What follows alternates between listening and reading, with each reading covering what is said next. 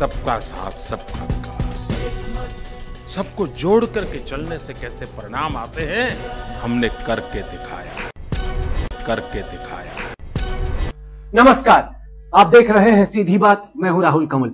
जहां एक तरफ बीजेपी में चारों ओर नमो मंत्र का जप हो रहा है, वहीं कुछ लोग ऐसे भी हैं जो कि पहले मोदी की मुखालफत क्या करते थे, अब उनके बहुत बड़े भक्त बन गए हैं। उन्हीं में से एक हैं बीजेपी की नई वाइस प्रेसिडेंट स्मृति ईरानी, जो कि आज सीधी बात में मेरी खास मेहमान है। स्वागत है आपका। मैं शुरुआत करता हूं इस कार्यक्रम की एक बयान के साथ। आप ही का बयान 12 दिसंबर 2004 को, शायद याद होगा आपको, सूरत में आपने बयान दिया। आपने कहा कि गुजरात दंगों का जो सारा दोष है वो वाजपेयी और आडवाणी पे आ रहा है, जबकि ऐसा होना नहीं चाहिए। जाना चाहिए दोष मोदी जी को, जो कि अपनी कुर्सी छोड़ नहीं रहे, इस वजह से पार्टी को नुकसान हो रहा है। ये आपका बयान है। तो ये तो आपकी शुरुआती सोच थी, 8 साल में काफी बदल गई है सोच। ऐसा क्यों हुआ? राहुल जी, अगर आप हस्तक्षेप ना करें और जो मैं कहने वाली हूं उसे बिना एडिट किए चलाएं तो मैं अपना जवाब दूंगी। सबसे पहले तो 2004 में मेरा क्या बयान था वो मुझे याद है। आपने इसमें जो मसाला लाकर प्रस्तुत किया है वो एग्जैक्टली वो बयान नहीं था। दूसरा, 2004 में मैंने स्वयं आकर जनता के सामने ये भी कहा कि मेरी सोच में जो बदलाव हुआ है उसका एकमात्र कारण ये है कि मैंने मीडिया में कई रिपोर्ट्स पढ़ी, कई रिपोर्ट सुनी और उनके आधार पर मैंने अंदाज लगाया। मेरा वो अंदाज गलत था और मैं अब संगठन के माध्यम से अपने संगठन को, अपनी सरकार को ज्यादा समझूंगी और उस समझ के बाद अगर मैं किसी निष्कर्ष पर पहुंचती हूं तो उसकी चर्चा में संगठन की मर्यादा में रहकर करूंगी। मतलब वो आपका खुद की सोच थी। आपको अगर याद है, राजनीतिक मजबूरी हुई तब आपने सोच बदल दी। कोई मूल्य नहीं, कोई असूल नहीं। मेरे आज तक कोई मजबूरी नहीं रही। और जहां तक बात असूलों की है तो 2004 क्यों, 2013 अभी कुछ 2-3 हफ्ते पहले ही मैंने आपको इंडिया टुडे कॉन्क्लेव में बोला था कि आप जैसे जो हमारे रिपोर्टर्स हैं, दिग्गज जो नाम है हमारी इंडस्ट्री में, वो कई बार मोदी का नाम का इस्तेमाल करते हैं टीआरपी पाने के लिए। सवाल और जो नहीं, मेरा जवाब तो सुन लीजिए। आपने सवाल मेरे सामने प्रस्तुत किया, मैं जवाब दे रही हूँ। मैंने जो कहा और उसके बाद मेरी जो प्रतिक्रिया रही वो सार्वजनिक है। ये आपके लिए मैं 2-3 आर्टिकल्स लाई, बताइए क्या। ठीक है, ये फर्स्ट पोस्ट नाम की एक वेबसाइट है जी। और उसके ऊपर राष्ट्र भर से जो लोग हैं जिनकी धारणा है सेक्युलरिज्म के ऊपर, कम्युनलिज्म के ऊपर, ये आम जन, मैं बोल लूं, आपने क्या पढ़ा क्या नहीं पढ़ा उससे मेरा कोई सरोकार नहीं। ये आम जनता की राय है। देश भर में 1947 से लेकर 2013 तक जितने भी दंगे हुए, जितनी भी वारदातें हुए, उसके ऊपर एक विश्लेषण है, उसमें जनता की राय है। नरेंद्र मोदी ने आज तक सार्वजनिक प्लेटफॉर्म्स पर क्या कहा? नरेंद्र मोदी ने कहा कि आप अगर चाहें, मेरे खिलाफ कोई सबूत अगर आता है तो आप मुझे चौराहे के बीच में फांसी दे दें, और आप मात्र इस बात का संतोष मत कीजिए कि कोई आकर माफी मांग रहा है। आप अगर चाहें, जनता जनार्दन चाहे, भारत की जुडिशरी चाहे, और एक भी अगर उनके खिलाफ कोई केस में गवाही या फिर एविडेंस मिलता है तो आप उन्हें सबके सामने आप सजा दीजिए और आप फांसी पर चढ़ाइए। आज आपसे मैं पूछना चाहती हूं, जो लोग दंगों को लेकर राजनीति कर रहे हैं इस देश में, जो लोग चुनाव के चलते अपनी सेक्युलरिज्म को बाजार में बेचने के लिए खड़े हो जाते हैं, मैं आपसे पूछना चाहती हूं कि जब दंगों की बात होती है गुजरात में, 28 फरवरी को दंगे शुरू हुए, शाम को 5 बजे से ही गुजरात में 59 एयरक्राफ्ट आर्मी को लेकर पहुंच गए थे। 1 तारीख को 6000 मुसलमान हज की यात्रा पूरी कर कर गुजरात लौट गए थे। यहां पर शूट एट साइट ऑर्डर तुरंत ही सीएम के कार्यालय से ऑर्डर दे दिया गया था। 80,000 हिंदुओं को और 18,000 मुसलमानों को प्रिवेंटिव कस्टडी में रखा गया था।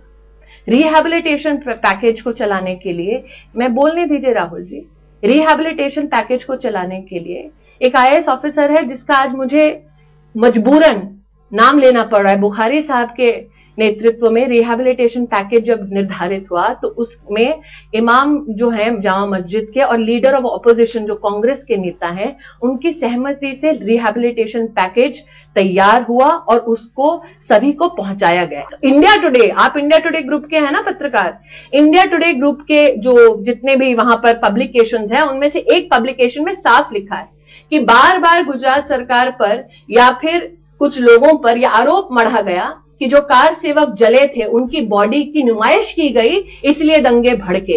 इंडिया टुडे का अपना एक लेख है जिसमें साफ लिखा है कि ऐसी कोई वारदात हुई ही नहीं थी। आप क्यों सर हिला रहे हैं? क्योंकि मेरा सवाल कुछ और था, क्योंकि शायद आप नहीं, में एक बार आपका नहीं, मैंने सुन लिया आपकी बात और उसके पीछे की मंशा भी सुन ली। मैंने उसके पीछे की मंशा भी सुन ली। मैं सवाल का ही जवाब, मैं आपको आपके सवाल के पीछे की जो मंशा है उसको भी उजागर कर दूं। राहुल जी, आपकी मंशा सिर्फ इतनी है कि इस देश में गवर्नेंस के ऊपर चर्चा ना हो, डेवलपमेंट के ऊपर चर्चा ना हो, दंगों के ऊपर चर्चा हो। तो आज मैं राहुल कंवल से कहती हूँ, मैं इस देश के एक एक प्रांत में, प्रदेश में जाने के लिए तैयार हूं। आज तक के साथ जाना है, आज तक के साथ चलती हूं। कांग्रेस का कोई भी प्रवक्ता, नेता, कार्यकर्ता मेरे संग चले, किसी भी राजनीतिक दल का कोई भी नेता मेरे संग चले, मैं जनता की अदालत में, भरी सभा में, जनता के बीच समक्ष खड़े होकर 1947 से लेकर 2013 तक हर बात को, जहां तक कम्युनलिज्म और सेक्युलरिज्म का सवाल है, मैं उसके ऊपर बात करने को तैयार हूं, जवाब देने के लिए तैयार हूं, बशर्ते कि आप मुसलमानों को इस देश में यह भी बताएं कि 6.5 दशकों में इस देश में आजादी के बाद भी, आज भी उन्हें सेक्युलरिज्म के नाम पर क्यों एम्प्लॉयमेंट से वंचित रखा जाता है, क्यों उन्हें नौकरी से वंचित रखा जाता है। क्यों सर हिला रहे हैं? मैं आपको बताता हूं क्योंकि क्यों सर हिला रहे हैं? आप मुझे कहना चाहते हैं देश में आप बोली चले आप क्यों नहीं बोलूं? आपने बोलने के लिए बुलाया है या आपको ताकने के लिए बुलाया है? शायद सवाल समझाने, मैं सवाल अच्छी तरह से समझी हूँ, मैंने सुन लिया आपका सवाल। आप वही सवाल रटेंगे तो मैं आपको वही जवाब देने वाली हूँ। मैं आपसे पूछना चाहती हूँ आज कि जब भाजपा की कार्यकर्ता होने के नाते मैं बात करती हूँ महंगाई की,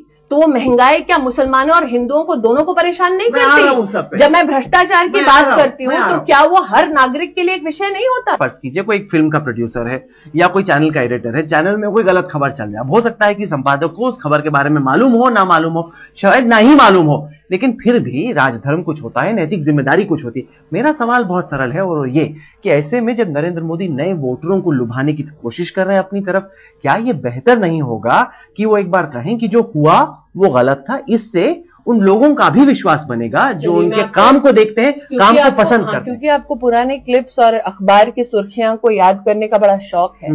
इंटरव्यू चला था, उन्होंने कहा था कि गोधरा में जो हुआ उनके लिए वो दुख की बात है, लेकिन that is no excuse to take law into their hands. वो चलाएंगे क्लिप। उन्होंने ये भी कहा कि क्रिया प्रतिक्रिया का सिलसिला चल रहा है। ये भी ठीक करवाने के लिए मैं आपके बीच में आई हूँ। टाइम्स ऑफ इंडिया का बयान है कि एक्शन रिएक्शन वाला कोई भी बयान नहीं आया था। हिंदुस्तान टाइम्स की रिपोर्ट है एक्शन रिएक्शन का कोई भी बयान नहीं आया था। देश क्या चाहता है?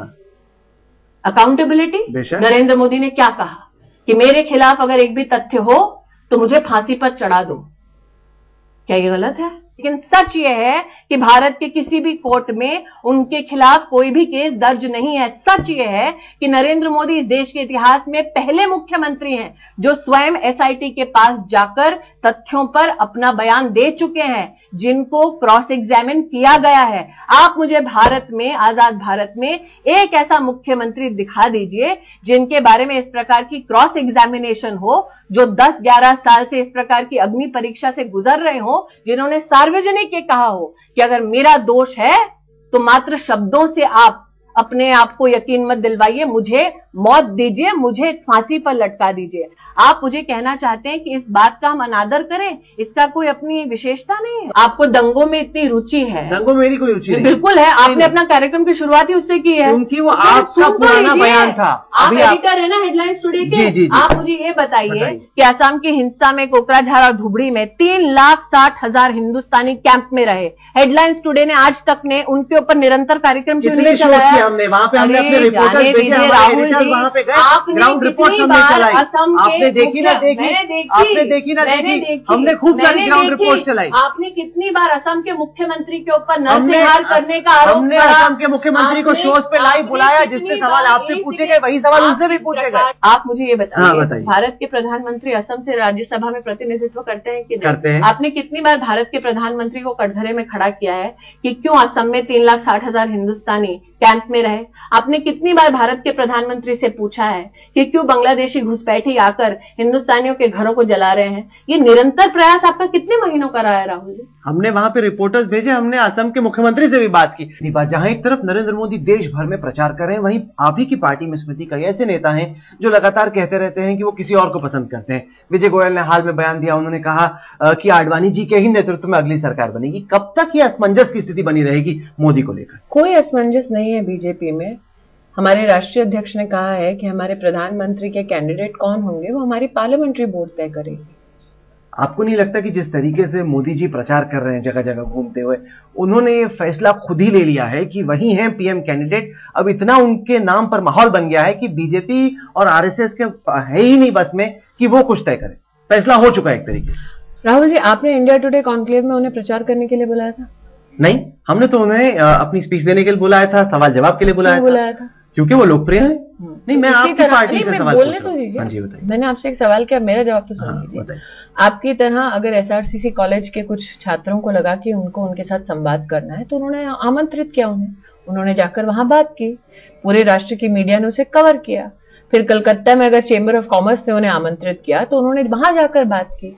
तो अगर संवाद के लिए निमंत्रण आता है बहुत सारे पक्षों के माध्यम से या फिर समाज में कई वर्गों के माध्यम से, तो एक, जैसा आप कह रहे हैं लोकप्रिय नेता है वो, तो एक लोकप्रिय नेता के अधिकार क्षेत्र में नहीं है क्या कि उन निमंत्रणों को वो स्वीकारें और जाएं? नहीं, पर क्या आपके हिसाब से जितने भी बीजेपी के उम्मीदवार हैं उनमें सबसे बेहतर उम्मीदवार अगले पीएम के लिए मोदी हैं? आपकी क्या राय है? आप तो वाइस प्रेसिडेंट बन गई हैं, आपकी तो अभी तरक्की हुई है।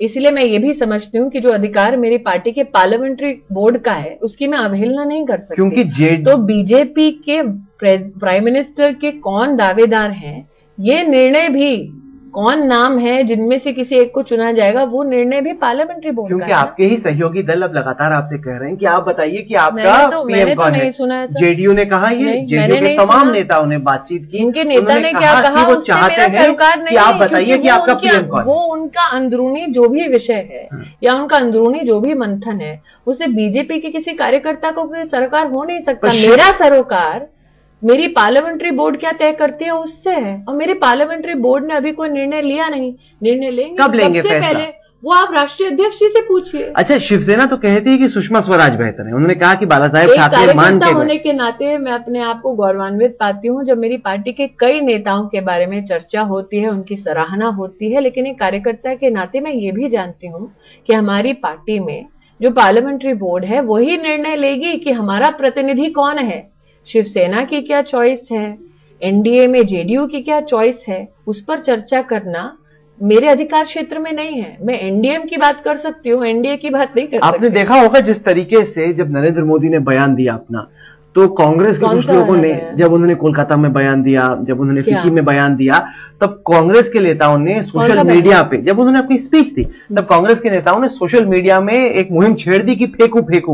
उन्होंने वो हैशटैग देखा है? आप मेरे सवाल तो पूरा सुन लीजिए। और उन्होंने बयान दिए और आंकड़े प्रस्तुत किए कई सारे ऐसे, जिसमें निकल के आया कि जो कई सारी बातें नरेंद्र मोदी जी करते हैं, दावे करते हैं विकास की, विदेशी निवेश की, उनमें कई ऐसे और राज्य हैं जो कि गुजरात से बहुत आगे। देखिए, अभी हाल ही में एसोचैम की एक रिपोर्ट आई जिसमें कहा गया कि सबसे ज्यादा प्राइवेट इंडस्ट्री का निवेश गुजरात में हुआ है। अभी ये भाजपा की रिपोर्ट तो है नहीं, ये एक इंडिपेंडेंट जो ऑर्गेनाइजेशन है उनकी रिपोर्ट है। कुछ आंकड़े मेरे पास भी हैं, रिजर्व बैंक ऑफ इंडिया के फॉरेन डायरेक्ट इन्वेस्टमेंट में जो दिखाते हैं कि महाराष्ट्र में, दिल्ली में, कर्नाटक में, तमिलनाडु में गुजरात से ज्यादा विदेशी निवेश हुआ पिछले 12 साल में।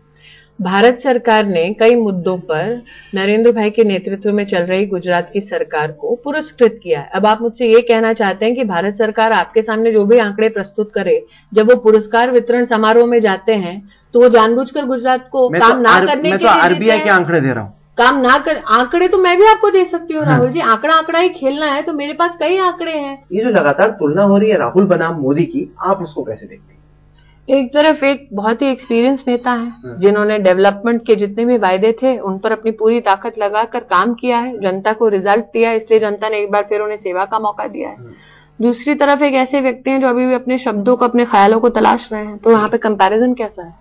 आप नहीं मानती कि राहुल की एक क्लीन इमेज है जिसका फायदा हो सकता है कि कांग्रेस को मिले, जबकि मोदी बोझ लेके चलते हैं? मैं व्यक्तिगत आरोप की राजनीति में इतना विश्वास नहीं रखती। मैं 3-4 मुद्दों पर आपके सामने अपनी जो भावना है उसको व्यक्त करना चाहूंगी। हेडलाइंस टुडे ने, आज तक ने, जब दिल्ली में गैंगरेप हुआ उसको देश भर के और विश्व भर के सामने उस घटना को और घटनाक्रम के साथ जुड़े हुए जो प्रोटेस्ट है उन सबको प्रस्तुत किया।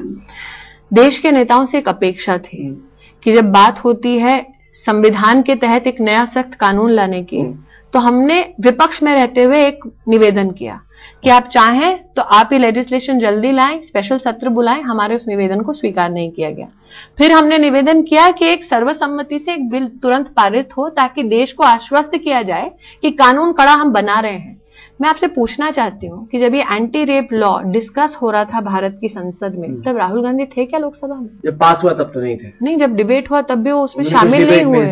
हाँ, तो एक नेता का मापदंड नेतृत्व का अथवा संवेदनशील वो कितने हैं जनता के जो अधिकार हैं या जनता की जो चिंता है उसके प्रति, वो उससे ही समझ में आ जाता है। 2G का घोटाला हुआ, राहुल गांधी ने कुछ बोला? कॉमनवेल्थ गेम का घोटाला हुआ, राहुल गांधी ने कुछ बोला? कोलगेट बार बार अब सुर्खियों में आ रहा है, एक बार फिर सीबीआई की किस प्रकार से भारत सरकार हस्तक्षेप करके आवाज दबाने का प्रयास कर रही है, क्या राहुल गांधी ने कुछ बोला? जब 20 राज्यों में बिजली चली गई थी और भारत अंधकार में था, तब राहुल गांधी कुछ बोले क्या? बोले वो बोलना कहते हैं आप क्या कहते हैं? मैं waste of time and energy कहती हूँ, क्योंकि अपेक्षा होती है। तो दिक्कत ना बोले नहीं, वो मेरा अधिकार क्षेत्र भी नहीं है और मेरी रुचि का विषय भी नहीं है। लेकिन आज जब देश एक संघर्ष से गुजर चुका है राहुल जी, तो एक अपेक्षा होती है, not from the Kanwal but from at least the Gandhi, कि कोई तो विजन सामने प्रस्तुत करेंगे। लेकिन अपेक्षा को छोड़िए, कहीं ना कहीं अगर आप इस बात को प्रस्तुत करना चाहते हैं कि आप एक उदार नेता हैं, आप एक ऐसा नेता हैं जो जनता की परेशानियों को समझते हैं, तो जनता आपको किस आधार पर तुलना करती है आपकी, कि जब जनता के विषय आते हैं तब क्या आप मौजूद होते हैं? सीआईआई में मैंने एक ही बात सुनी राहुल उनके मुख से, क्या सुनी? कि अगर आपको समाधान चाहिए तो मेरे पास मत आइए, और उन्होंने इस बात को भी जोड़ा कि समाधान चाहिए तो प्रधानमंत्री के पास भी मत जाइए। उन्होंने ये भी कहा कि भारत मधुमक्खी का छत्ता है। अब वो उन्होंने जो भी कहा, हमारे लिए भारत माँ के समान है, तो अगर वो मधुमक्खी का छत्ता देखते हैं तो उनकी प्रॉब्लम है। मैं आज आपसे इतना ही निवेदन करना चाहती हूँ कि आज देश में चर्चा है, दरकार है अच्छे शासन की। आज देश में चर्चा है, दरकार है विकास की। आपने और मैंने चर्चा की थी इंडिया टुडे कॉन्क्लेव में युवा पीढ़ी की। वो युवा पीढ़ी जब सीआईआई का कॉन्क्लेव या फिर डिस्कशन देख रहा था, तब अचंभित था कि देश का 2/3 युवा आजकल गांव में रहता है। उसका एक भी बार वर्णन नहीं हुआ उस मंच पर। क्यों नहीं हुआ? आप बताइए, आपके पास तो मौका था, कर सकते हैं जिसका भी वर्णन। मैंने तो किया, उन्होंने नहीं किया। भाजपा की उपाध्यक्ष होने के नाते इंडिया टुडे कॉन्क्लेव में मैं तो बोली, उन्होंने नहीं बोला। और उनकी जो खामियां हैं वो उनकी पार्टी का विषय है, मेरा विषय नहीं है। चलिए, मुझे सिर्फ इतना कहना है, क्योंकि आपने प्रोग्राम की शुरुआत नरेंद्र मोदी से की, तो मैं अंत कर देती हूँ कि नरेंद्र मोदी ने एक ही चीज कही कि माना कि अंधेरा घना है लेकिन दिया जलाना कहाँ मना है। तो आप चाहे कितने भी आक्रमण कर ले मुझ पे, दिया तो हम जरूर जलाएंगे प्रगति का, और भारत माँ को परम वैभव की ओर ले जाएंगे। इतना मैं आज आपको वचन जरूर दे सकती हूँ। चलिए स्मृति, आप सीधी बात कार्यक्रम में आई, कुछ सवालों के जवाब आपने दिए, कई सवालों के जवाब आपने नहीं दिए। सारे सवालों के जवाब दिए कि नहीं दिए वो दर्शक तय करें। आपने वक्त निकाला, सब जानते, पब्लिक है सब। सबका साथ सबका विकास, सबको जोड़ करके चलने से कैसे परिणाम आते हैं हमने करके दिखाया।